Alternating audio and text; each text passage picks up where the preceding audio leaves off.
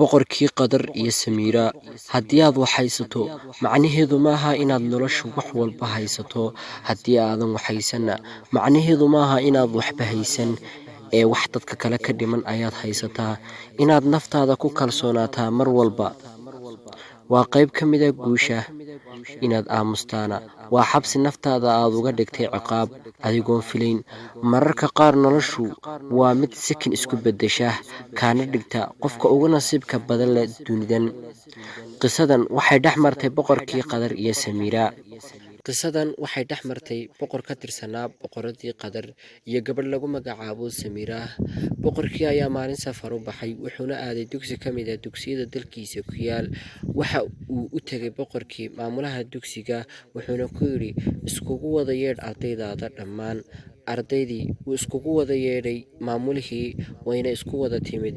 Waxa uu boqorkii dhahay, berri marka aad imaanaysaan dugsiga, qof walboo idinka mid ah hadiyad uu iigu talagalay ha ii keeno aniga.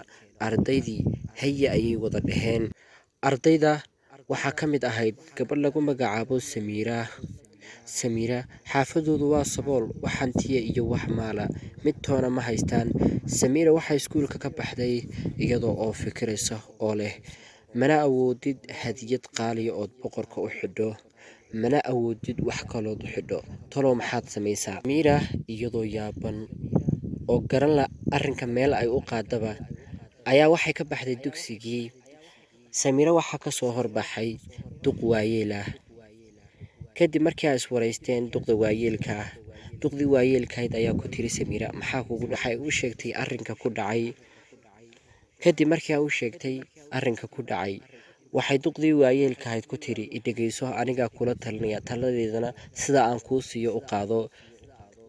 Samiira way dhegaysatay taladii, waxayna duqdii waayeelkahayd kula talisay inay soo qaado jabcad, soona qaado baraf, soona qaado kaado, kadibna ay ku xidho oy ula tagto boqorka. Samiira sidii ayay yeeshay, wayna qaaday wixii, waxayna soo aaday iskuulka.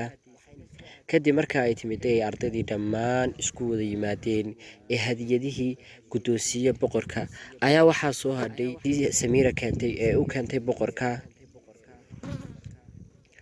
Markii uu boqorku uu hadiyadii Samiira keentay saa u furay, ayaa waxa uu dhahay, yaa ii keenay biyahan qabow? Samiira oo halka dambe isku qarinaysa ayaa farta taagtay, waxayna boqorkii ku dhahday, haa boqorow, aniga ayaa kuu keenay biyahan qabow, waanan awoodi waayey inaan wax kale kuu soo xidho, waxaanan gartay inaan biyaha qabow kuu keeno. Boqorkii ayaa ku yidhi, waad mahadsan tahay Samiira, maantoo dhan ayaan taagnaa, waxaaban u baahnaaba wax qabow oon cabo. Boqorkii ayaa qalbiga wanaagsan ay kula hadashay Samiira uu ka helay. Boqorkii uu ka helay Samiira nolosheeda. Boqorkii wuu kafaalo qaaday. Samiira oo keliya maahee, xataa wuxuu kafaalo qaaday faamiligooda oo dhan. Saana waxay ku noqotay dhal boqortooyo.